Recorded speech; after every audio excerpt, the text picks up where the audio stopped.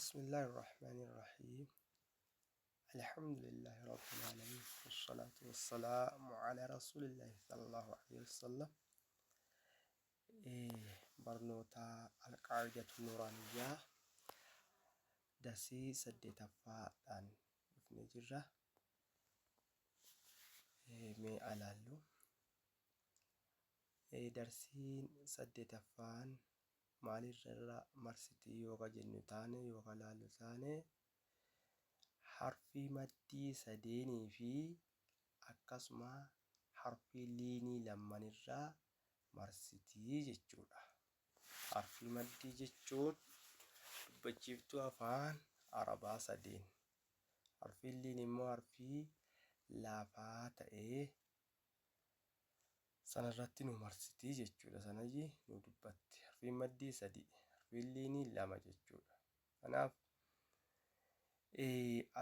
abbaan alqaaidatu nuuraaniyyaa darsii saddeetaffaa kana keessatti munaasabaan isaa darsii torbaffaa keessatti aliifaa sagiiraa akkasuma waawii sagiiraa fataha xawiilaa irraa kan bakka bu'e akkasuma dammaa xawiilaa irraa kasraa xawiilaa irraa yaa'ii bakka bu'ee nu fidee jechuudha. Sagiiraa xixiqqoosi. Arrasitti immoo aliifumaa harfuma maddii eega xiqqaa dubbatanii guddaa dubbatuudhaaf iyyee asitti immoo harfuma maddii of danda'a ta'ee asirratti nu fidee kanaafuu harfiin maddii sadii jechuudha. Harfiin maddii sadeen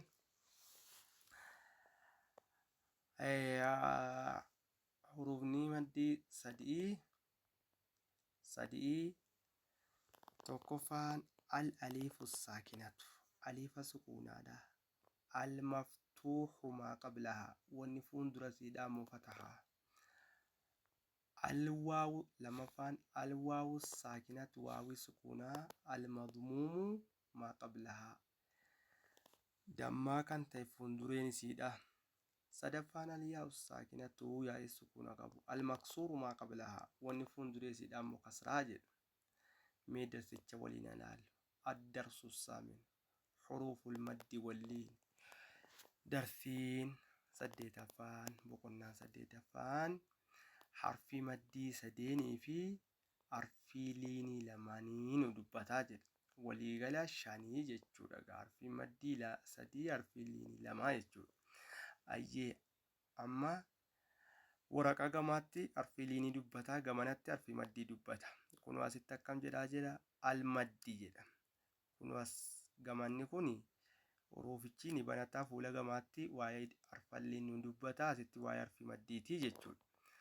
Al-maddii jedha. Kunoo al-maddii jedha.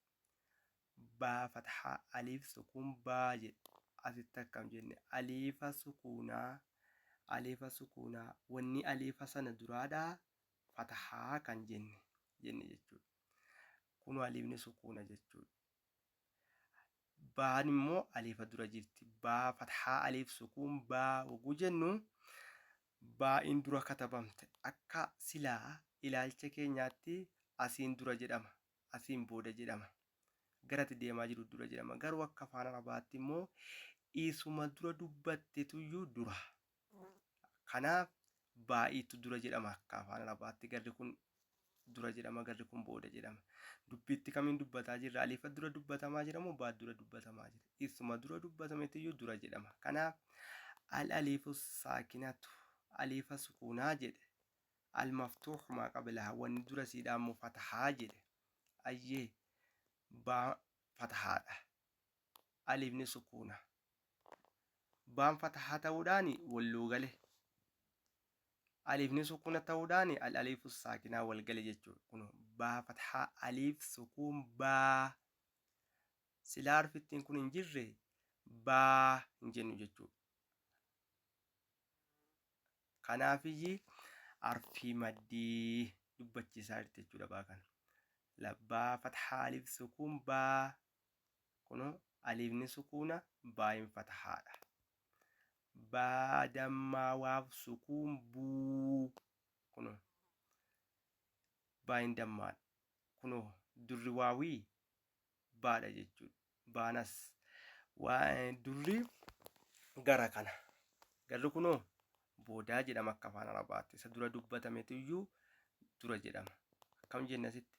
Alwaawu saakinatu waawii sukuunaa jenne, waawiin kunoo sukuunaa irratti mul'achuu dhabdus arfiin kamilleenii yoo harakaa sadeen hin qabne sukuunuma jedhamee yaamama waan ta'eef waaf sukuunaa jedhama jechuudha.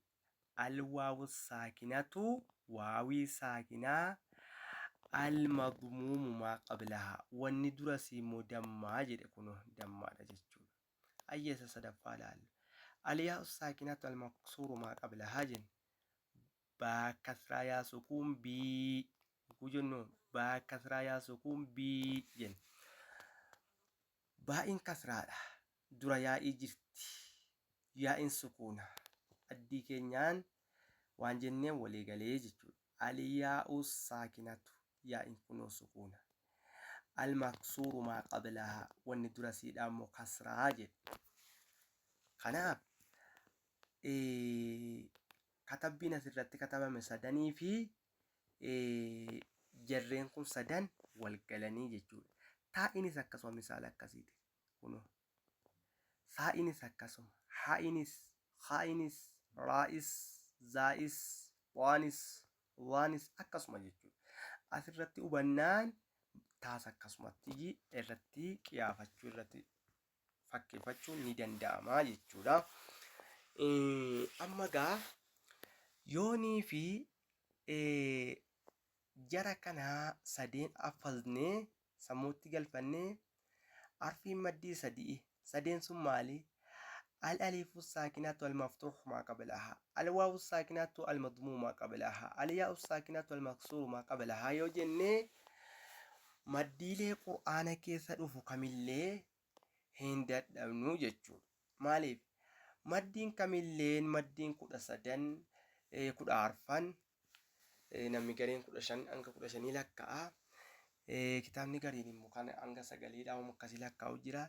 Isaan hundi isaanii yoo hanga fedhellee yoo ta'e jara kanaan malee harfii maddii ta'uu hin danda'anu.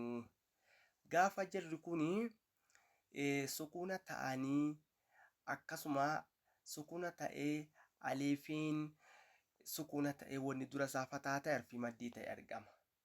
Ammoo maddiin kun maddul jaa'izul munfasil, maddul waajibul muttasilii fi maaloo jechuun waan dura isaatii fi akka inni itti dhufe ilaalamee quraana keessatti jedhama. Garuu jalqaba irratti wanni namaa galuu qabu harfiin maddii sadii ta'uu, gaafa